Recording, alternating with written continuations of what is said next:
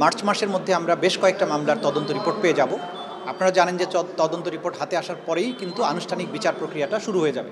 সুতরাং এপ্রিল বা মে মাসের থেকে ফুল সুইং বিচারের সাক্ষ্য গ্রহণ যেটা সেটা শুরু হবে এবং এটার পরে আমি যদি সময় বেঁধে দিই তাহলে এটা বিচার ব্যবস্থার প্রতি এক ধরনের হস্তক্ষেপের মতো মনে হতে পারে।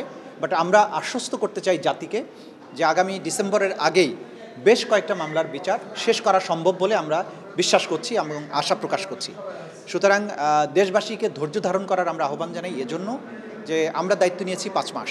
কারণ যখন বিচারের প্রক্রিয়ার মধ্যে দিয়ে অপরাধীরা তো এখনও মনে করছে যে তাদের হয়তো বিচার করা সম্ভব হবে না বা এই ধরনের দুরাশার মধ্যে আছে, কিন্তু যখন বিচার প্রক্রিয়াটা স্মুথলি চলমান হবে এবং কিছু রায় হয়ে যাবে তখন এই দাম্ভিকতা এবং তাদের যে লাফালাফি এটা বন্ধ হয়ে যাবে বলে আমরা আশা করি। বিচার সবসময়ই মানুষের ভেতরে যে প্রতিশোধ প্রবণতা থাকে, প্রতিশোধের আগুন থাকে, এটাকে নির্বাপিত করে।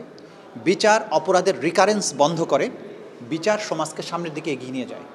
বাংলাদেশে আমরা যে বিশাল ক্ষত নিয়ে এই রেগুলেশনের পরে আমাদের সন্তানদের জীবনের এতগুলো মানুষের জীবন নেওয়া হয়েছে, এরপরে মানুষের মধ্যে কিন্তু যারা এই হত্যাকাণ্ড করেছে তাদের ব্যাপারে প্রতিশোধের স্পৃহা কাজ করে।